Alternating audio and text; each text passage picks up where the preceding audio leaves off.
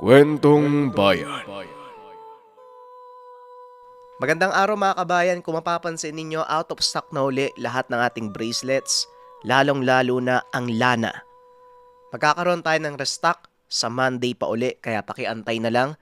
Sa ngayon, ang tanging available ay ang gabay na medalyon. Para saan ang gabay na medalyon? Gabay pangkalahatan, gabay sa pang-araw-araw na buhay. May kasama itong dasal at meron na itong basbas. Nasa comment section ng link. Simulan na natin ang kwento. Ang kwentong ito ay hango sa totoong buhay. Mula ito sa isa nating kabayan na itago na lang natin sa pangalang Joffel. Taong 1981, Negros. Mahirap ang maging mahirap. Yan ang palaging kataga ni Joffel. Panganay ito sa 7 magkakapatid. Sa edad na 20 taong gulang, pasa na niya ang obligasyon ng pamilya. Nalumpo ang ama, habang ang ina naman ay halos magkandakuba na sa pagiging trabahador sa asyenda malapit sa lugar. Para matawid ang gutom, halos lahat na ng trabaho pinasok na ni Joffel. Sa murang edad, nabanat na ito sa mabibigat na trabaho.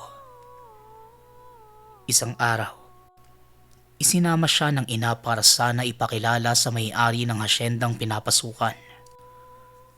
Ayon kay Nanay Uning, naghahanap ng kargador ang amo. Isa sa mga negosyo nito ay pagbebenta ng mga karning baka, baboy, at minsan kalabaw na galing mismo sa hasyenda. Nirekomenda ito ng ina dahil malaki ang kita kung siya ang mapipili. Odeng, mukhang delikado ang trabaho ng mga kargador kila Don Servio. Kita mo naman walang tumatagal. Halos buwan-buwan nag-iiba sila ng alalay sa pagbubuhat ng karne. Wika ni Tatay Kundring. Pansamantala lang naman, Kundring, habang naghahanap ng mapapasukan si Joffel. Ano anak, kaya mo ba? Sa narinig ko, hindi naman ganun kahirap ang pinapagawa, tsaka hindi naman araw-araw ang pasok. Sayang din kasi, sa pagkakadinig ko doble ang pasahod kung maganda ang trabaho mo. Ano, gusto mo ba? Tanong ni Nanay Uning sa anak. Sige nay, yun lang ba? Tay, huwag na po kayo mag-alala. Kaya ko naman po Aba, sayang naman tong laki ng braso ko kung hindi ko gagamitin. Tsaka malaking tulong ho yun sa atin kung sakali. Tugon ni Joffel. Pinilit ng ama na bumangon kahit nangihina dahil sa sakit na hindi nila matukoy. Wala naman silang pera pang konsulta, kaya dinadaan na lang nila sa tapal na mga herbal at halamang gamot. Inalalayan naman siya ni Jerome, binatang sumunod kay Joffel.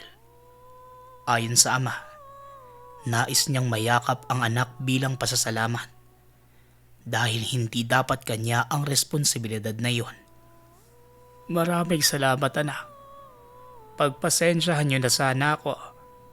Hindi man lang ako makaalalay sa inyo Nahihiya ako sa kalagayan ko. Wika ni Tatay Kundring. Tay, hindi mo naman sadya kung bakit nagkaganyan ka Huwag po kayo magalala. Kami na po ang bahala. Pagpasensyahan niyo na po kung hindi man lang namin kayo madala sa pagamutan. Tugon ni Jerome. Mga anak, hindi niyo obligasyon ng pamilya. Pero nagpapasalamat kami ng tatay niyo. Malaki ang naitutulong niyo sa amin. Lalo ka na, Joffel. Halos ikaw na ang umaako sa lahat ng gastusin. Lalo na sa mga kapatid mo. Panalangin ko sa itaas. Bigyan ka ng proteksyon ng ama sa anumang trabaho na pinapasukan mo. Pati na rin kayong lahat mga anak. Wika ni Nanay Uning.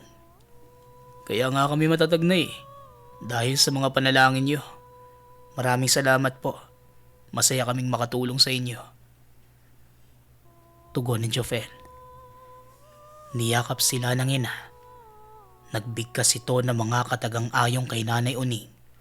Magsisilbi itong proteksyon kahit saan mapunta. Ayon sa ina, yun lang ang pamamaraan niya para mapanatag ang kalooban, lalo pat lagi siyang nasa trabaho.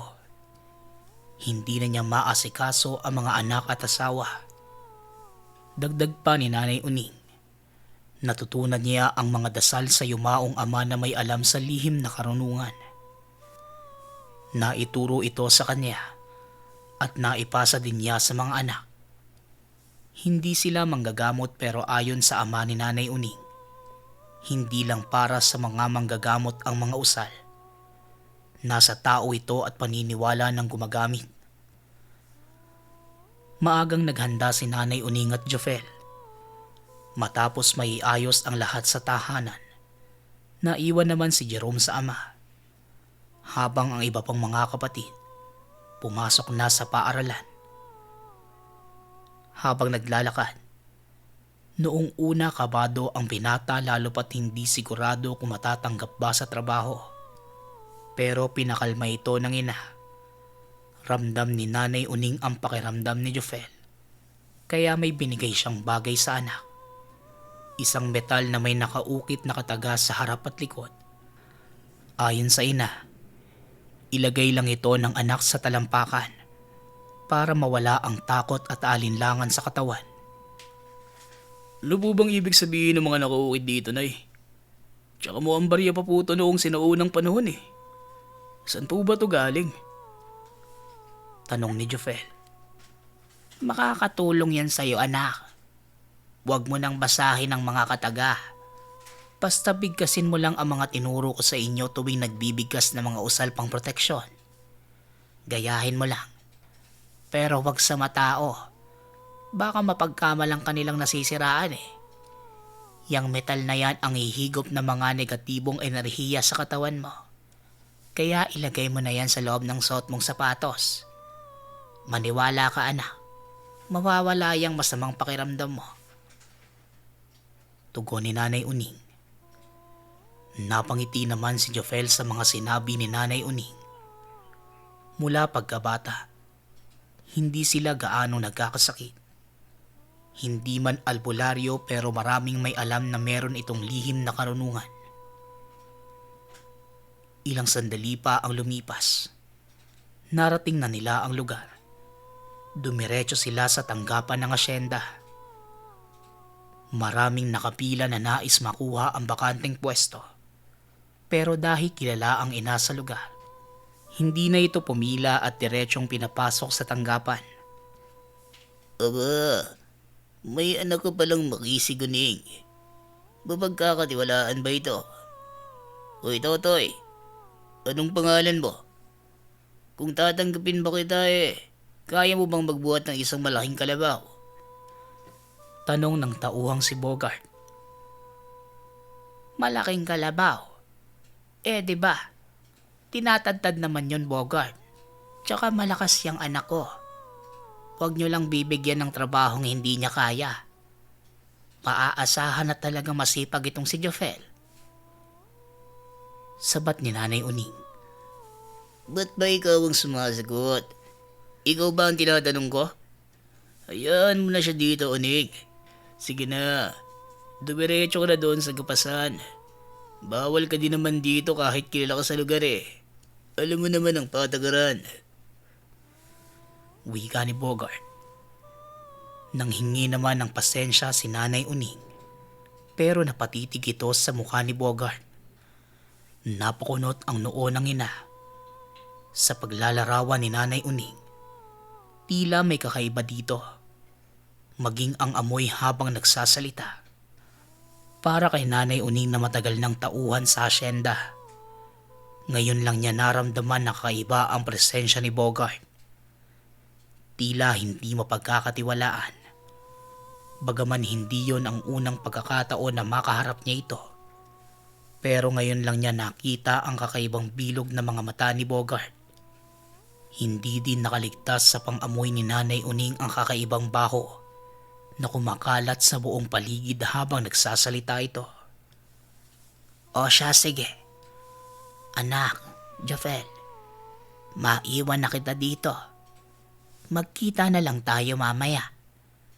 Bogart, pakiusap lang. Ikaw na ang bahala sa anak ko. Ibalik mo siya sa akin ng buo, ha? Wika ni Nanay Uning. Sige, Nay. Ayos lang po ako dito. Mag-iingat po kayo. Tugon ni Jafel. O ikaw bata. Sige na, tanggap ka na. Bobby, isama mo ito sa grupo nyo. Narinig mo naman ang sinabi ng nanay, di ba? Duruan mo sa mga gawain niya.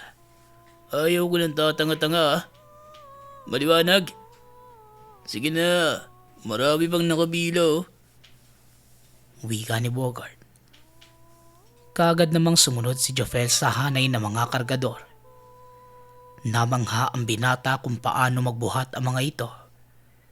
Tila hindi mga tao. Meron pang iilan.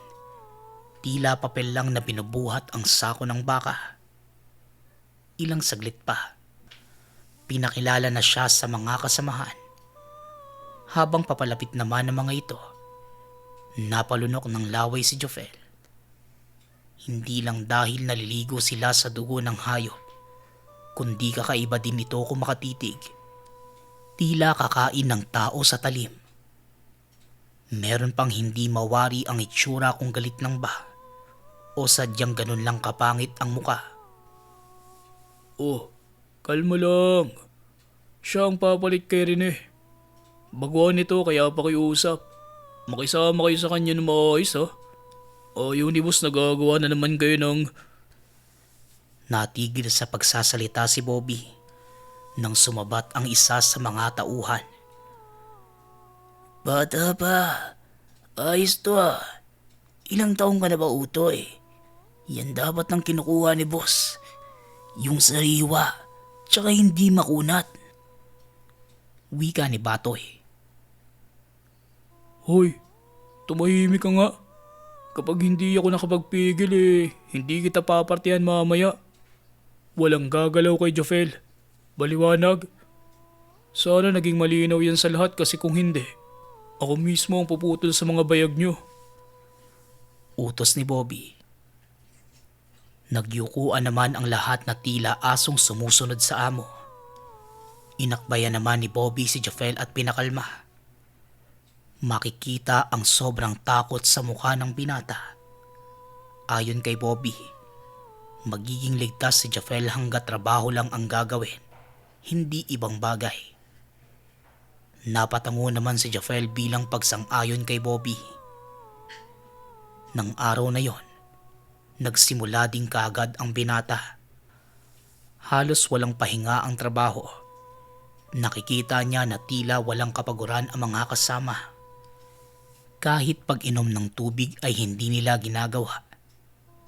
Ang pinagtataka pa ni Jafel, para itong mga walang pakiramdam. Tutok lang sa paghakot ng mga karne. Hindi naman siya nagtanong kung saan ito nanggagaling. Basta ang alam niya, maraming alagang baka sa asyenda. Pero hindi niya inaasahan na tila hindi ito nauubos.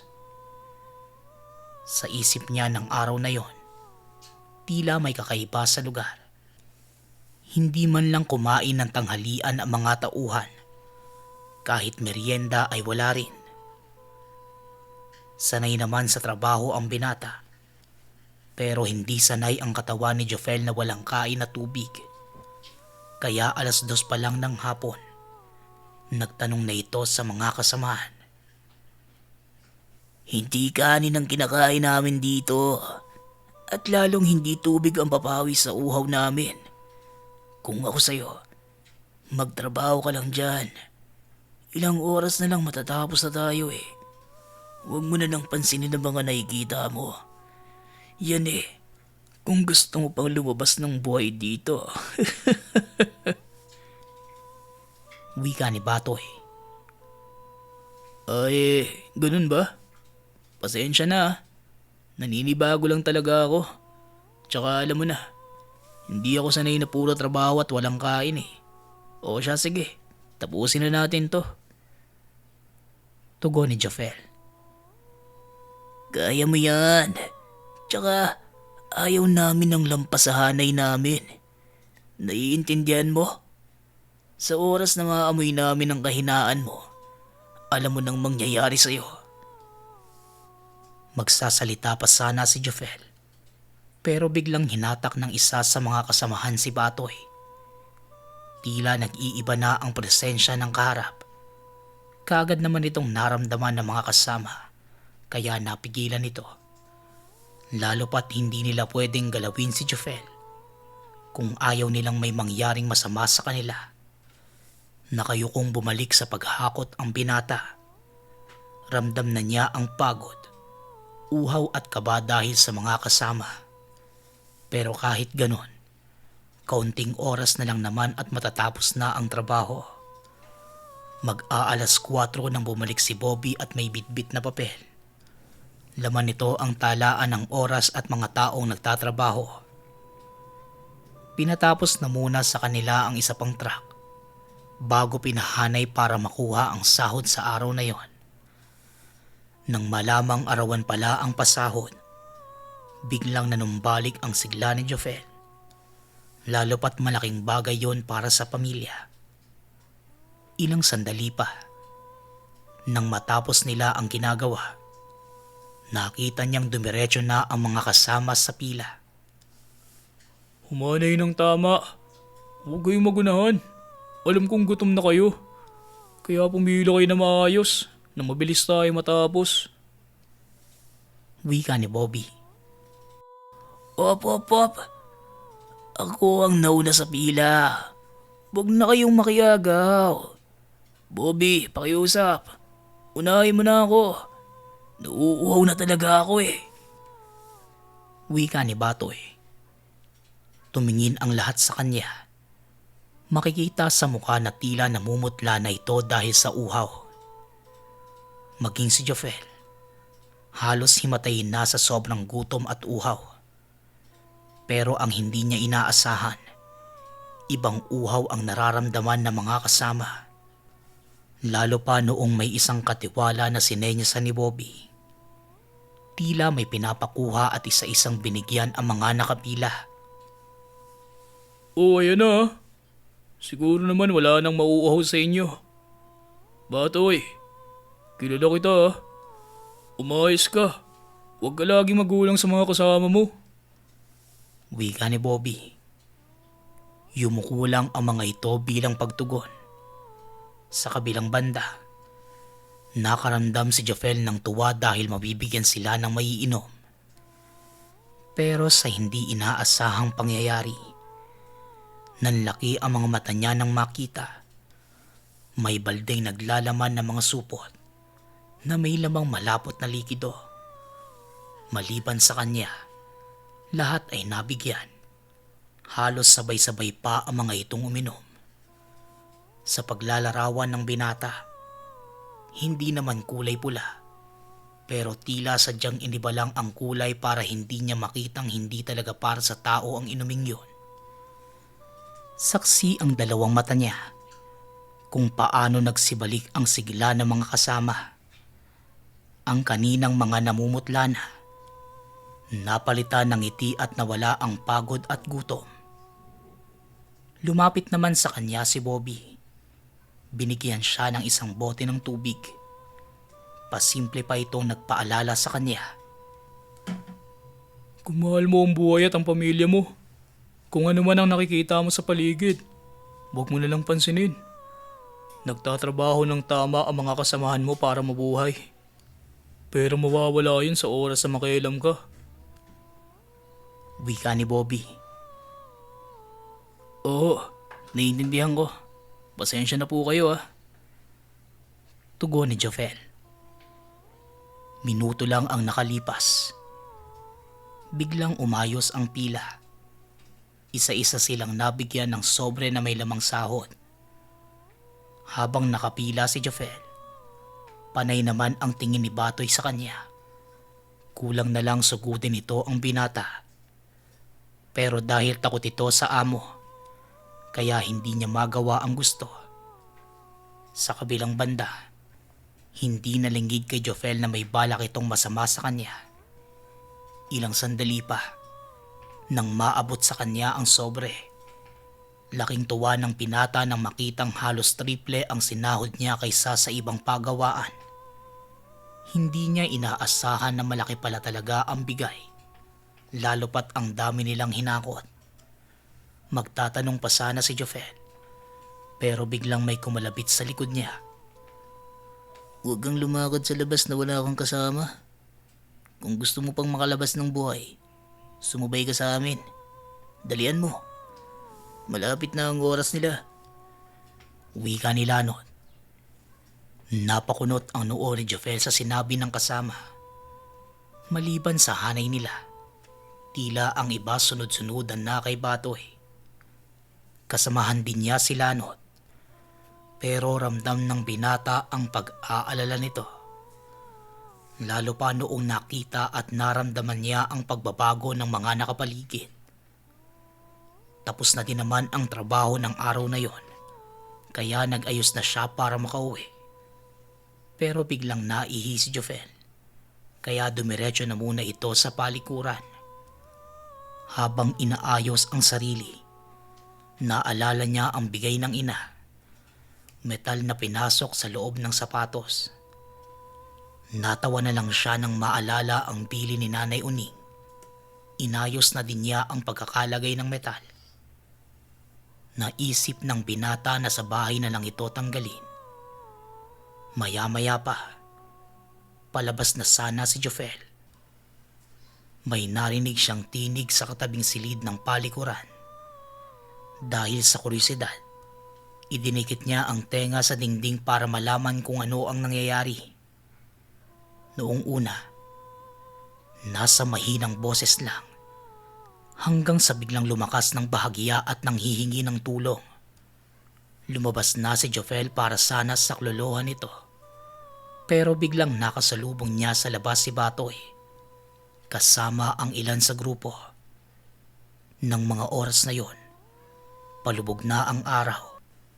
Maliwanag pa ang paligid pero unti-unti nang dumidilim sa lugar.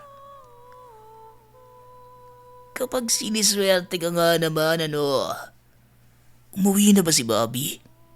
Wala nang protektor sa lugar. Mga kasama, pwede na. Wika ni Batoy.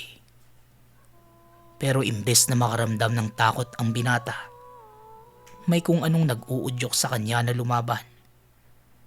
Nang mga oras na yon, wala siyang pakialam sa sarili. Basta mailigtas lang ang taong kailangan ng tulong. Nanlaki ang mga mata niya nang makita. Nag-iba ang figura ni Batoy. Biglang naging aso ang itsura. Napaatras ng bahagya si Jofel nang susugudin na siya ng mga nilalang. Pero biglang may tumama sa mga ito, kaya isa-isa silang nagpulasan. Hindi na talaga kayo nagtanda. Ano bang sinabi ko sa inyo? Walang gagalaw kay Jofel. Dito pa talaga kayo nagasik? Kapag hindi kayo tumigil ngayon pala, tatapusin ko na ang mga buhay nyo. At ikaw naman, Jofel, kanina pa kita pinapalis eh. Bakit ba bumalik ka pa? Wika ni Bobby. Namumula ang mga mata nito. Galit na galit si Bobby sa nakita. Pero kahit ganon, hindi pa rin nagpatinag ang binata. Bagkus tumayo ito na walang takot at dinipensahan ng sarili.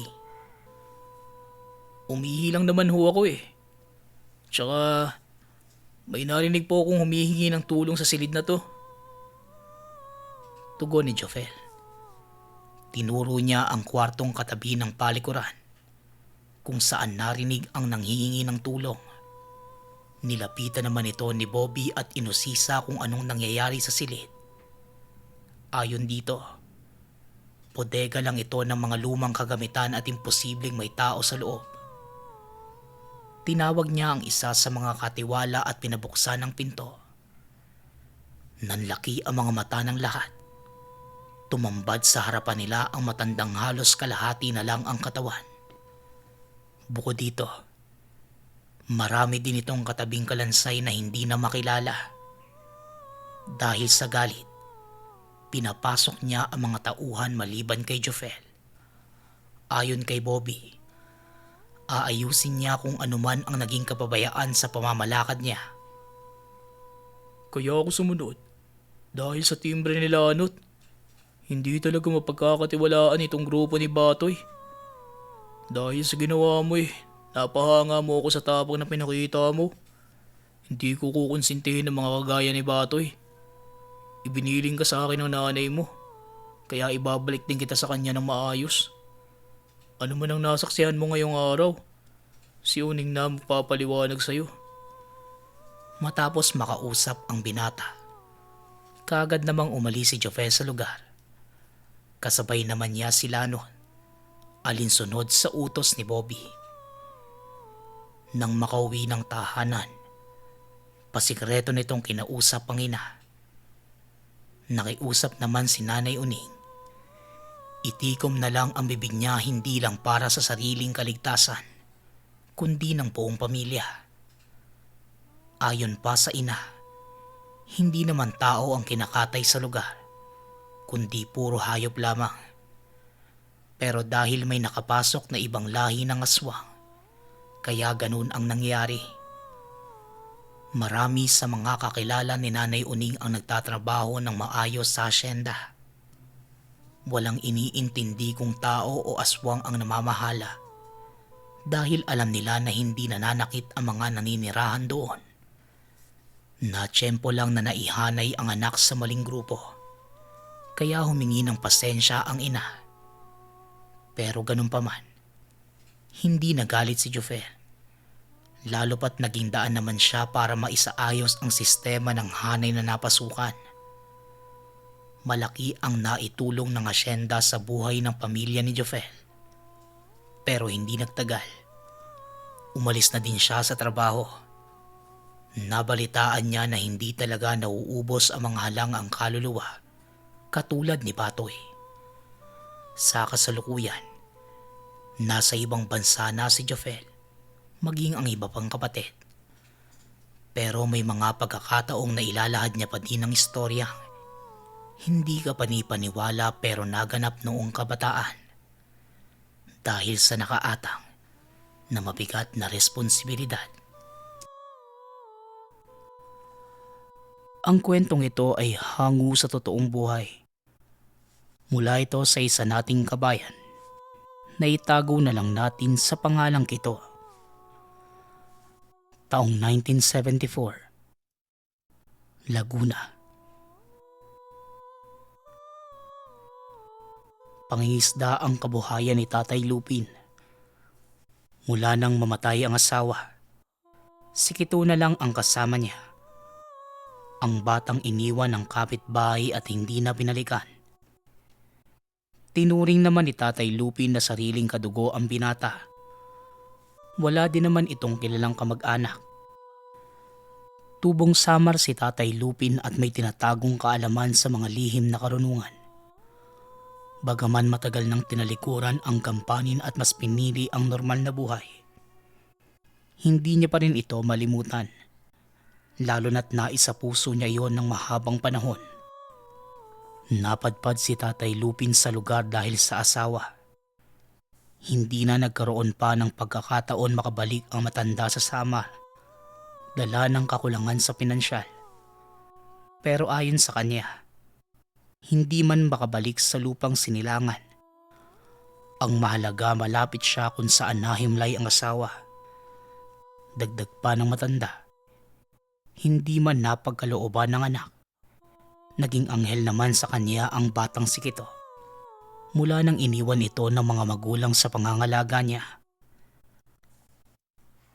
Tatang, huwag po kayong mag-alala. Pag nakahanap po ako ng trabaho, hindi ko na po kayo papayagan mangisda. Nako, napakadelikado pa naman ang panahon ngayon. Tsaka matanda ka na po eh. Wika ni Kito. Mangingisda ako hanggat kaya ko, anak. Huwag mo isiping lumaki agad. Masarap maging bata. Walang gampaning malaki sa mundo. Basta ito lagi ang tandaan mo. Masarap mabuhay na hindi inaalala ang mga bagay-bagay sa paligid. Kahit sala tayo sa lahat ng bagay. Ang mahalaga, hindi tayo nakakaperwisyo ng iba. Naiintindihan mo? Tugon ni Tatay Lupin habang kasama si Kito na kumakain ng almusal. Hanggang sa nakarinig sila ng mga taong naghihiyawan sa labas. Tila may pinagkakaguluhan ng mga ito. Hindi kalayuan sa tahanan. Napahinto naman sa pagkain ng dalawa nang isa sa mga residente ang biglang kumatok sa pintuan. Kaagad naman itong pinagbuksan ni Tatay Lupin para alamin kung ano ang kailangan. Oh, Tadang, may patay po. Wakwak ang tiyan, tsaka mukha nila pa ng malaking hayop. Ando na si Kapitan at mga tanod niya. May ilan ding mga tinawag para imbestigahan yung nangyari. Wika ng kapitbahay na si Renato. Patay? San po banda? Tay, pwede po ba tayong makiusyoso? Tapos na po akong kumain. Saan po ba yung tiro na to? Tanong ni Kito. Nako, wag na. Baka hindi ka na naman makatulog mamaya sa mga makita mo, Kito. Alam mo namang matatakotin ka eh. Tsaka hindi papayag ang mga polis na bigla tayong sisilip doon. Tugon ni Tatay Lupin. Pero napahinto sa sasabihin si Kito nang makita ang grupo ng mga hindi kilalang tao. Natanaw niya ito mula sa nakabukas na pinto. Napakunot pa ang noo ng bata nang masilayan ang mga tao ngayon lang nakita. Oh, mukhang natigilan ka dyan, Kito. May problema ba? Kung ano man yung tinitignan mo sa labas, sana naman hindi nakakatakot. Wika ni Tatay Lupin. Tay, ayos lang po ako. May nakita lang po akong mga tiro na to. Nakikita niyo din po ba ang nakikita ko? Sino kaya ang mga yun? Ang init ng panahon eh. Nakadalukbong pa sila ng telang itim. Tugon ni Kito. Kaagad namang napalingon si Renato sa sinabi ni Kito. Napakamot ito ng ulo. Wala naman itong kahit anong nakita. Huminga ito ng malalim at tumingin sa matanda. Isa yan sa mga rason kung bakit ayaw kong nakakakita ng kakaiba yung batang yan. Sa ilang taon na pagsasama namin, alam kong bukas ang ikatlong mata niya. Tsaka malakas ang utak ni Kito kumpara sa mga kaedad niya, Renato. Kaya hanggat maaari, iiwas ko siya sa mga bagay na hindi makakabuti sa kanya. Wika ni Tatay Lupin. Nagtataka naman si Kito sa sinabi ng ama.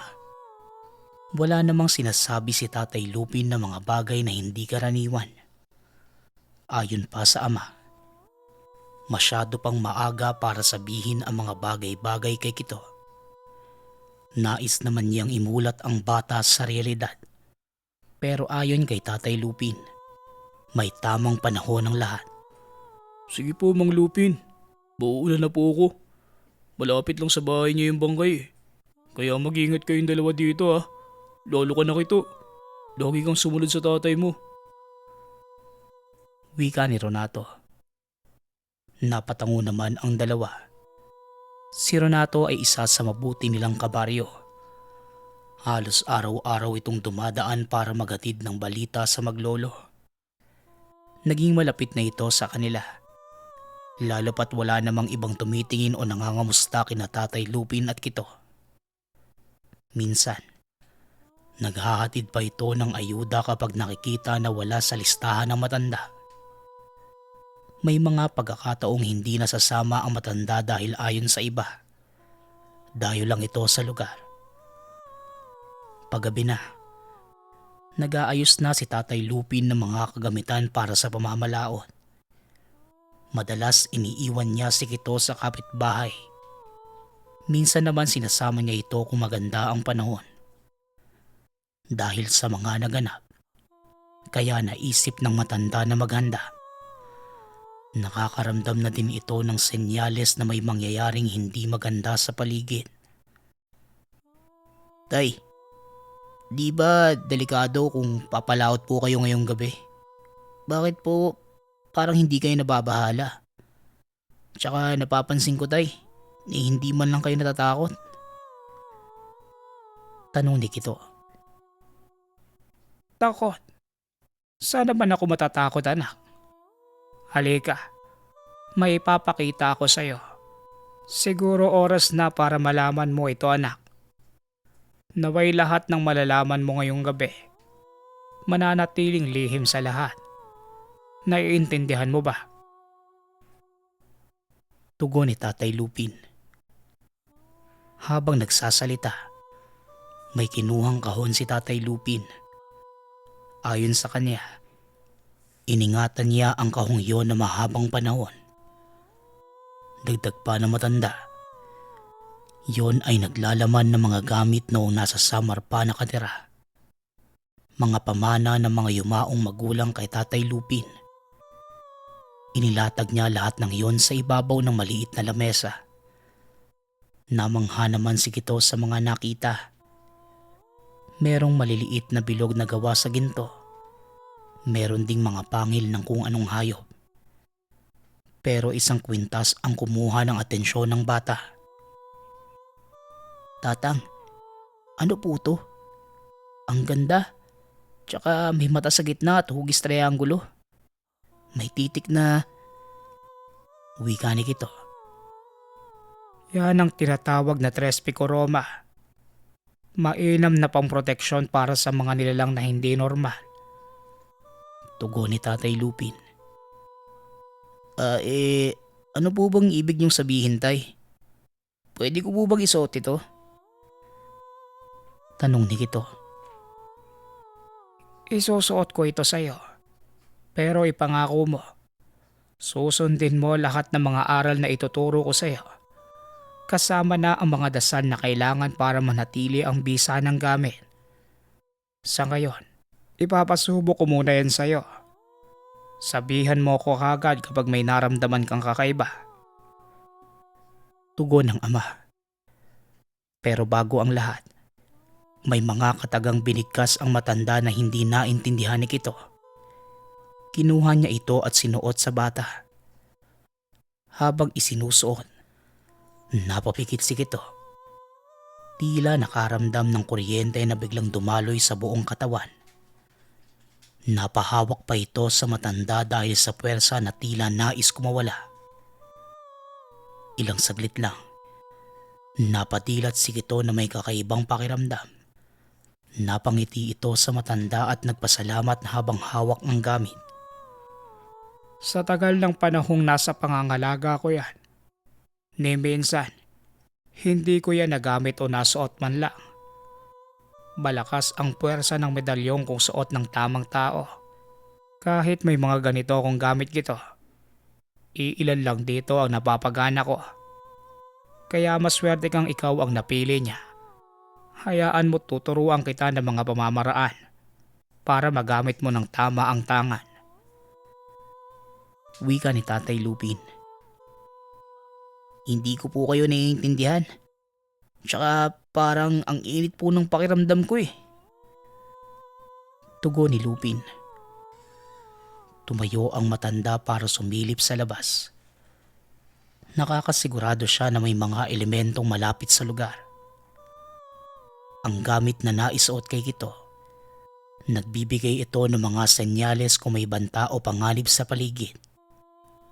Madalas, ang mga may tanga nito nakakaramdam ng pag-init ng katawan o kaya naman mga hindi magandang mangyayari. Ilang sandali pa ang lumipas. Tumayo si Kito at ginaya ang ama. Nilibot din ang paningin sa paligid. Lalo na sa gawi kung saan nakita ang hukbo ng taong nakasaklob ng itim na balabal kaninang umaga. Alam ko ang hinahanap mo, anak. Pero sa ngayon, Wala na sila dito. Hindi yan lalabas hanggat wala silang mabibiktima. Sa ngayong kito, pagpahinga ka na muna. Mamaya lang ihahatid na kita kila Tinay. Maglalayag ako para bukas may pera tayo. Doon ka na muna at wala kang makakasama dito. Wika ni Tatay Lupin. Tay, sino naman ang makakasama nyo? Huwag nyo pong sabihin si... Oo, Apo. Kung sino ang nasa isip mo, siya nga. Alam mo namang hindi kita pwedeng isama. Hayaan mo, ilang taon na lang magiging binata ka na din. Inihanda ko na itong mga dadalhin ko. Mamaya lang idadaan na siya dito. O siya, sige. Ayusin mo na din ang mga dadalhin mo kina Tinay. Ang mga billing ko, ha? Wika ni Tatay Lupin. Napatango na lang si Kito. Maghahating gabi na nang matapos ng pag-ayos ang ama ng mga dadalhing gamit. Dumating na ang hinihintay ni Tatay Lupin. May dala itong sagwan at may nakasukbit na mahabang itak sa bewang. Nakangiti itong binati ang dalawa. Astiga, nakakatakot po ang dala nyo. Tsaka mukhang sasaba kayo sa labanan, Tiyo Banok. Wika ni Kito. Banok, nagbaong ka ba ng tubig? Sina Pedring ba? Maglalayag din. Idadaan muna natin si Kito kina Tinay. Alam mo naman, hindi pwedeng maiwan siya dito mag-isa. Wika ni Tatay Lupin. Ando na. Nakita ko kanina na una na sa atin eh. Ewan ko ba kung alam nila yung nangyayari sa paligid. Sinabihan ko na din sila eh. Pero ang tatabang talaga. Paano ba naman? Palaging lasing eh. Tugon ni Banok. Natawa na lang si Tatay Lupin sa sinabi ng kaibigan. Bago dinaan ng bata sa kapitbahay, binilinan muli ito ng matanda na huwag magpapasaway. Lalo pat alam nito na bukas pa sila uuwi. Bago iwanan ng apo, nagbitaw muna si Tatay Lupin ng lihim na usal pang proteksyon para sa kanya at maging kay Kito. Tinay, pasensya na at naabala pa kita. Kito, ang mga billing ko. Wika ni Tatay Lupin. Walang anuman po, Tatang. Babalik din naman po kayo eh. Pero hindi ba kayo nababahala? Abay, galing daw po sa naglayag ang nakuhang bangkay kanina eh. Tanong ni Tinay. Kung ano man ang nilalang na yon, ay kalalagyan siya kapag kami ni Tatang Lupin ang biniktima niya. Tugon ni Banok. Hawak nito ang mahabang itak habang nagyayabang. Natawa naman si Kito at napailing dahil sa naging reaksyon ni Banok. Hindi man tayo sigurado kung sino ang nambibiktima. Pero nakahanda kami, Tinay. Salamat sa paalala. Saka sige na, palalim na ang gabi. Wika ni Tatay Lupin. Sinundan na lang ni Kito ang dalawa habang papalayo sa lugar. Ilang sandali lang ang nakalipas mula nang umalis ang matanda. Biglang nakaramdam ng pag-init ang bata. Kaya sinigurado ni Kito na nakasarado ang mga pinto at bintana. Kahit may mga kasama sa tahanan, hindi pa rin ito nagpakampante. Bagkus inihanda pa rin ang sarili. Maya-maya pa, nakarinig ang bata ng mga paghangos. Alam niya na mula ito sa nilalang, kasabay ng mahinang pagaspas. Kahit gabi na, hindi makatulog si Kito dahil sa alinsangan ng paligid. Wala sa loob niyang hinawakan ang medalyon at nagdasal. Buong pusong nanghingi ng proteksyon ng bata sa ama. Lalo pat hindi niya alam ang nangyayari sa paligid, maliban sa mga naririnig. Punta naman tayo kila Tatay Lupin. May dala silang sulo bilang liwanag sa madilim na paligid. Si Tatay Lupin ang tagasagwan habang si Banok naman ang tagahawak ng sulo. Sumisipol pa si Banok habang binabaybay ang malawak na ilog, kasabay ng huni ng mga kuliglig at mga ibon. Ilang sandali pa ang lumipas. Bigla silang nakarinig ng pagsigaw sa hindi kalayuan sa lugar. Noong una, mahina lang ito. Habang nagsasagpuan si Tatay Lupin, papalapit sila sa pamilyar na boses. Tulong! Maawa kayo sa amin! Tulungan nyo kami! Sigaw ng tinig. Tatay Lupin, boses ni Pedring yun ah. Diyos ko, anong nangyayari? Tanong ni Bano. Ihanda mo ang sarili mo, Bano. Maghahanap tayo ng pagtataguan. Mahirap na. Hindi natin nakikita ang kalaban. Tugon ni Tatay Lupin. Ipinasok muna ni Tatay Lupin ang bangka sa lilim ng mayabong na puno ng mayapi. Mas pinili ng matanda na huminto muna at makiramdam sa paligid. Matapos ang malakas na sigaw ni Pedring, kasunod nito ang malakas na pagaspas. Nagkatinginan pa sila habang inaalerto ang sarili. Minuto lang ang lumipas.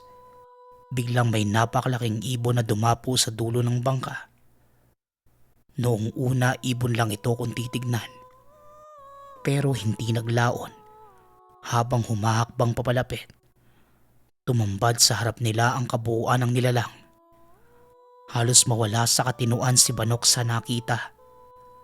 Habang si Tatay Lupin naman, nag-uumpisa ng mag-usal pang proteksyon.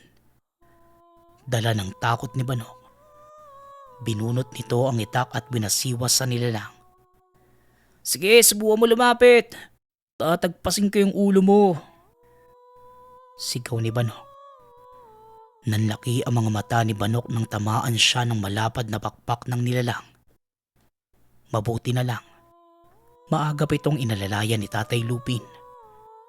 Kasabay ng mga kataga, inagaw ng matanda ang hawak na itak ni Banok.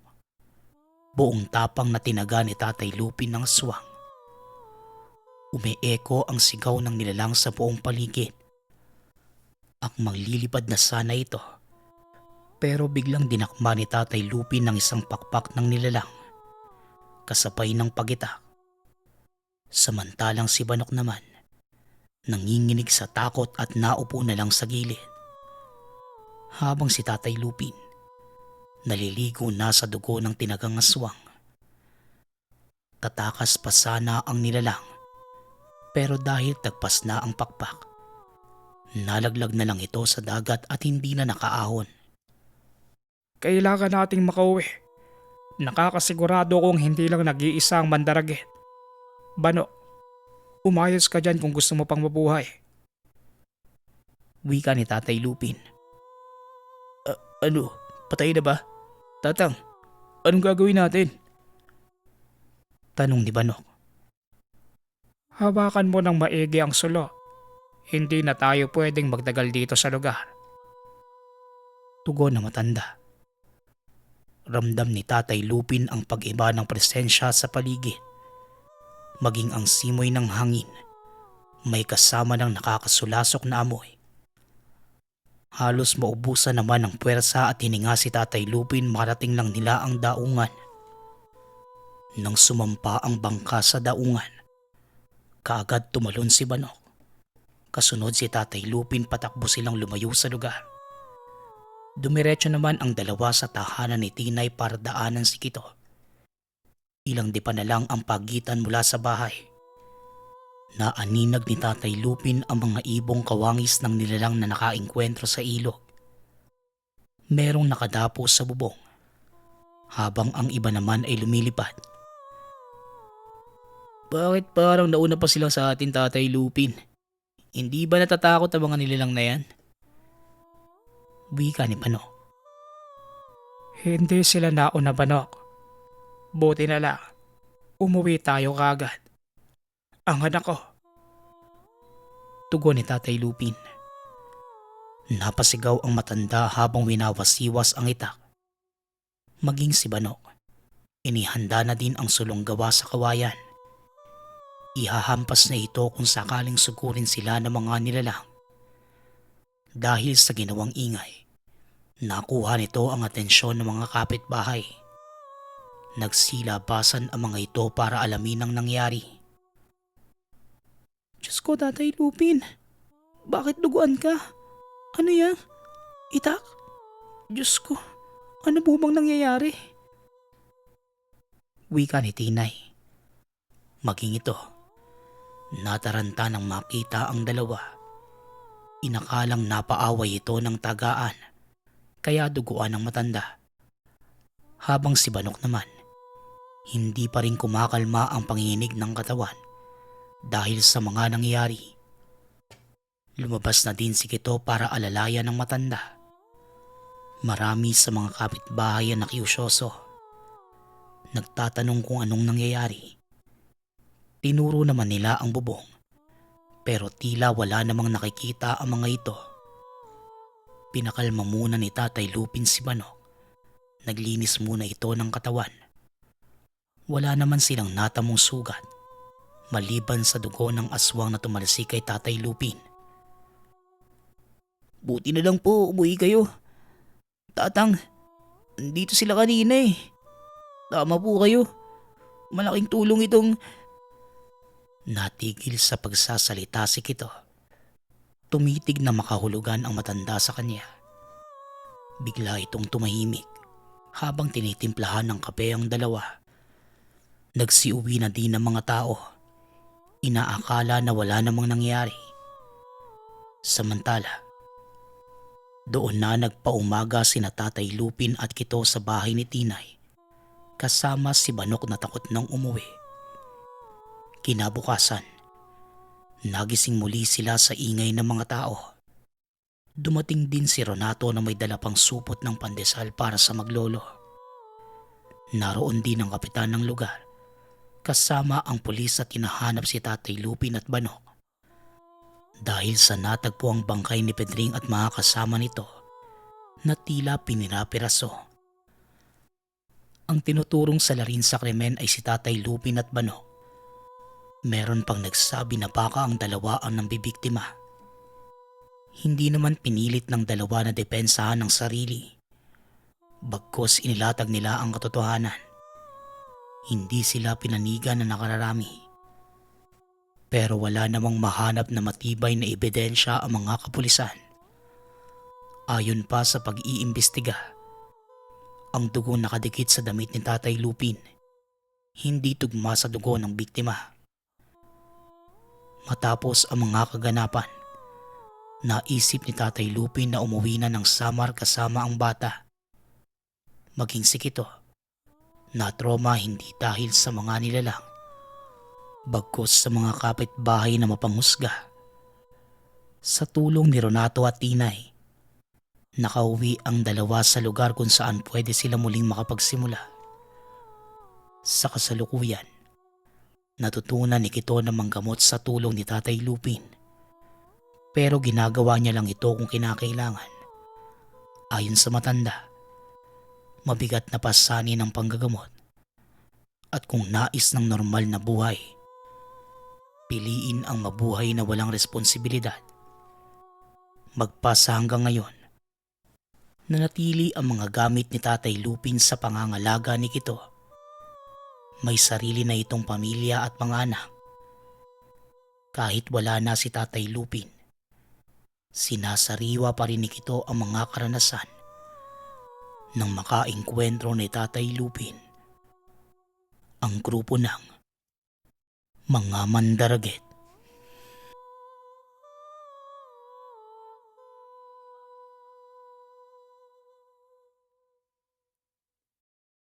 Kwentong Bayan.